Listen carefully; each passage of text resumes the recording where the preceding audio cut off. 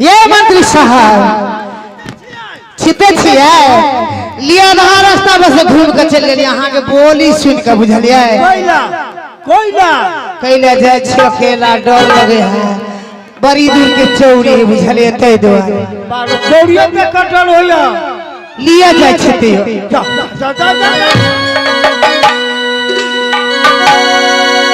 सया बया बात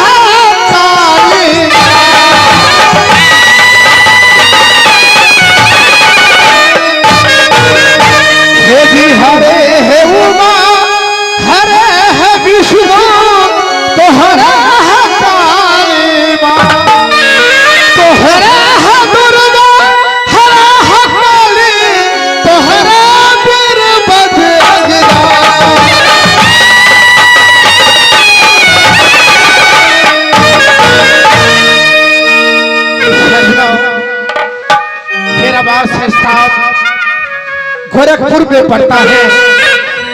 मेरा नाम गोरखनाथ रखा गया है, लेकिन 101 चेला मैंने मुरा, 101 चेला को मेरा पास में अभी शिक्षा ले रहा है। ना जाने 101 चेला में एक चेला मुझे कहाँ चला गया, नहीं चला गया मुझको भी मालूम। मैं उसे थोड़ा साग भाजी लाने को लिए लिए भेजा था, चेला चेतन दास अभी तक नहीं आया। कहाँ है, किधर है, क्या उसे मैंने तो वैष्णव बना दिया, उससे वैष्णव धारे में मन लगता है कि नहीं लगता है। सुनो, तब तक मैं भगवान का संकीर्तन कर लेता हूँ। श्री हरि नारायण नारायण नारायण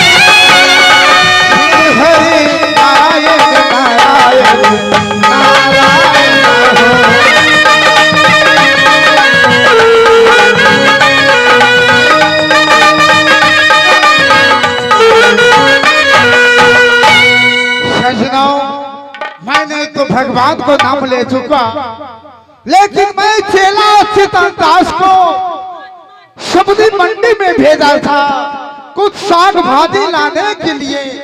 ना जाने चेला चेतन दास अभी तक कहाँ रह चुका है। तो चेला चेतन दास है, देखो अब मैं तो आवाज लगाया, ना जाने कहाँ चला गया, नहीं चला गया। तो चेला चेतन दास है, लगता है इसे मन नहीं लगता है। साउंड वाला भैया अपने के कोरले समय कहता है उनका दियो। चेला चेतन दास को मैंने भेजा सब्जी लाने के लिए, अभी तक साग भाजी लेके नहीं आया। क्या कर रहा है चेला चेतन दास है। क्या किधर के बार लगा के बैठा है तू? लगे छोड़ तो मेरे पास में आ जाओ, आ जाओ, वैसे आ जाओ। किधर चला गया, नहीं चला गया, मेरा भी समझ में नहीं पड़ता। ये चेला चेतन दास कब सुधरेगा, मेरा दिमाग को खा चुका। कब सुधरेगा, नहीं सुधरेगा, ना जाने भगवान उसका बुद्धि देगा कि नहीं। मैंने तो उसे वैष्णव अपना कुटी में बना डाला, लेकिन मेरा भी संकोच आ रहा है। चेला चेतन दास थोड़ा टाइम नहीं लगाओ, जल्दी से आ जाओ। हम बाबा की पालनी हो, बाबा की पालनी हो, बाबा की पालनी हो, बाबा की हाथिया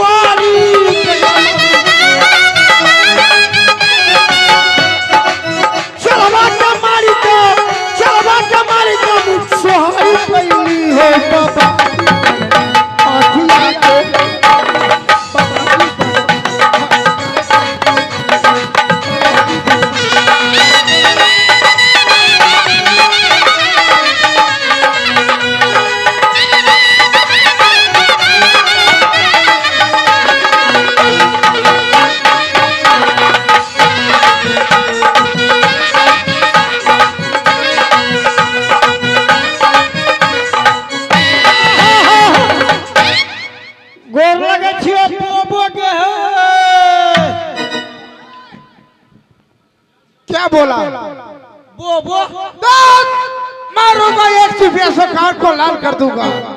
बोबो बोलता है। तू ही नहीं हमको सिखाया कि तू हमको कहना बोबो। दंडवत बाबा ऐसे लोग दंडवत बोबो। दंडवत फिर कुटिया से निकाल के बाहर कर दूंगा मैं तुझे। बाबा बोलो। लेट आ गेलो साग भाजी में तू जे कहल हो हाँ। कि रे राम चेतन दास और 4-5 मूर्ति आएंगे कुटिया केंद्र में। क्या बोल रहा है? साग भाजी निकल साग भाजी बोलो, साग भाजी मुर्गी का नाम लेता है। बाबा हम चल गए साग भाजी के उपाय में। अच्छा ताले तो हल्ले करे लगा लेकिन नहीं आया। केना लग जाओ बाबा रे मिसाल में हथिया के लो परी दलिए ओ अब तो है लोपे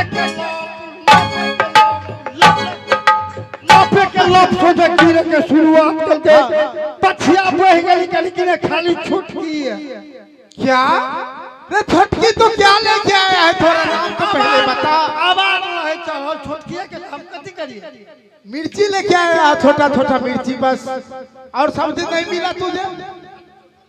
चौथल दास तीन रात से लोग कथा कहलो मिर्ची होय छ खिबै छ हजार का मिर्ची कथी हम बचबे न करी। ये साधु संत को मिर्ची को सब्जी नहीं बचता है।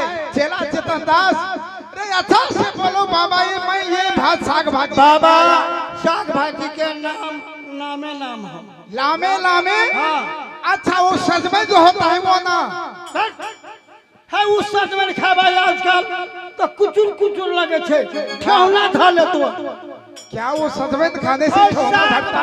जल परो। अच्छा वो जो पानी के ऊपर में जो फड़ता है ना साग, वो लेके आया है। पानी को तले में फड़ते हैं। पानी को तर में फड़ता है, मिट्टी को ऊपर में गाड़ी में रहबो कि सूर ना चले। अच्छा रे मन कुर्दी को साग लेके आया है। 1.5 किलो ले लियो वो लेर पोटा के तीमन। लेर पोटा इसे क्या होता है? लेर पोटा को बढ़िया है लेरो पोटा ले लिया साग भाजी लेके आया। हाँ। अच्छा चेला चेतन दास राम तुरई ने कहे छो। हाँ बैसखा हाँ वो ले लिया लेर पोटा के वो हम लेरो पोटा के तरकारी के लेरे सही पोटा किया। चेला चेतन दास सुनो, तूने सब्जी साग लेके आया, मुझे भी पसंद है, अच्छा हुआ। सुनो अभी हम दोनों का भजन करने का समय है, थोड़ा देर बैठो, भगवान को भजन करो, दोनों मिलकर चलो भजन करते हैं। बाबा आई साग भाजी सड़ जातो ले लिए से निकाल के रख दो। कैला बने पड़ते नहीं आज नहीं बनेगा। है चल परवर है दे बनो पड़िए तब खाए में स्वादिष्ट होतो। नारायण नारायण नारायण। अरे कैसा चलो परवर लेके आया तू? थोड़ा दाम तो बता। चल परवर होते पानी के तले में मिट्टी के ऊपर में ये टटा होय छै, चौरगोरो होय छै, कोलगोरो होय छै। समझ गया रे। ना करबो तो खर खर खर करतो। कर्मी को साग तो नहीं लेके आया है क्या? कर्मी के बच्चा नहीं जाए। कर्मी को साग लेके नहीं आया? कर्मी तो ऊपर में रहे छै, तोड़ में फड़े छै। मुरई लेके आया है क्या? नहीं वो साग नहीं हो, वो भी इतना ही बड़ा होता है। हाँ। मूली लेके आया। मूली कथी मूली मुरई कहा जाता है उसको। मुरई गांव घर में मुरई कहता है। नेपाली मुरई नहीं खाया आजकल, बीचे में फूंक रहा। नेपाली मुरई में खाने में कितना ताकत है मालूम है तुझे? अखनी सब्जी ठीक हो जाए ले लियो जल परोर जकर नाम कहे छे कहियो ओकर बताओ बताओ क्या नाम है? नहीं पूछे छी बाबा। बताओ नाम बताओ पहले क्या नाम ओकर है? नाम छो नामे नाम। नामे नाम कहे पड़ते कहो ना नाम, जब तक नहीं कहेगा तब तक कैसे समझेगा? मा मा मा बाबा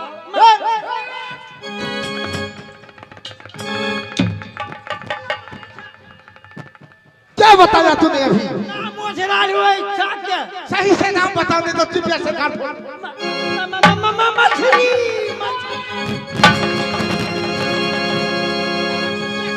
कुटिया से बाहर भागो भागो भागो भागो। सतनाम सतनाम सतनाम हरे शिव हरे शिव। फोड़ दल के ये के चितिया में पत्नी पुनी में कमंडल में कहियो का झाड़ा फिर ले। अरे शिव कुटिया को नाश कर दिया छोटा, भागो इधर से, भागो भागो इधर से भागो, पहले तुम कहाँ भागे? मछली लेके आए हैं, संत महंत मछली खाता है, भागो। काल हमरा मन भाजल तो जल डोले पाले छलिए। ऐसे करेगा तो मैं कान पकड़ के कुटिया से बाहर कर दूंगा तुझे। बाबा एक विषय, मछली को नाम नहीं लेंगे। हाँ एक विषय ब्याह कर देवा कि ना? किसे? हाँ? अरे साधु संत है, साधु संत शादी विवाह करता है। नहीं अब मछली छोड़ देवो, हम ब्याह कर देवा। क्या बात है, शादी अगर मछली छोड़ देगा तो शादी करना पड़ेगा। शादी कर दा ना। साधु संत शादी नहीं करता है। ये बाबा जी मैंने प्रॉफिट पड़े छे। बाबा में प्रॉफिट नहीं पड़ता है। सबसे निमन बहुरा किए में। अरे चला चेतन दास, समय बहुत हो चुका, समय को नष्ट नहीं करो। बाबा कोई बात नहीं, समय हो चुका तो बैठिए ध्यान चलो में। समय लगाओ। या बदला हो बाबा, श्री हो सीताराम नाम जप।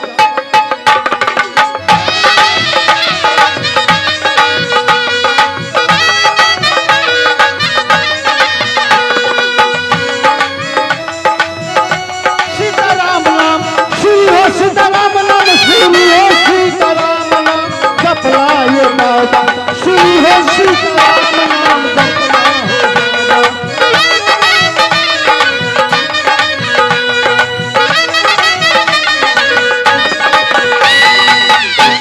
बाबा है ध्यान में बैठल, कनी आरती उतार के छिए बाबा के।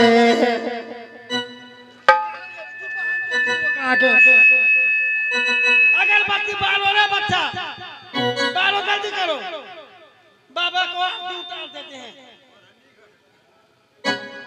जल्दी बालो।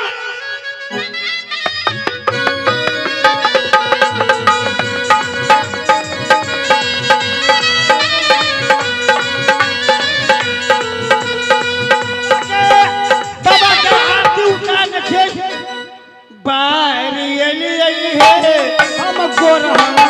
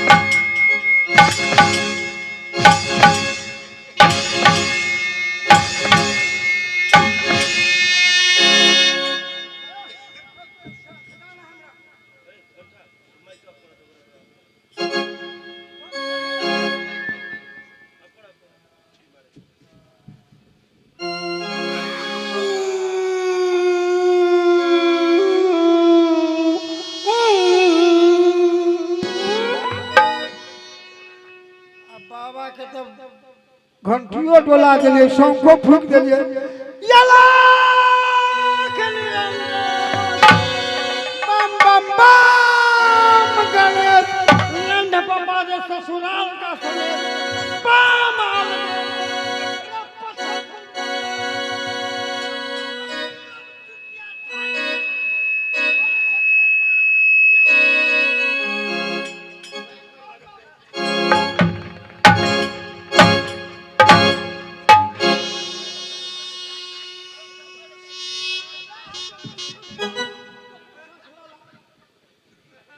बाबा के कर्म किया था।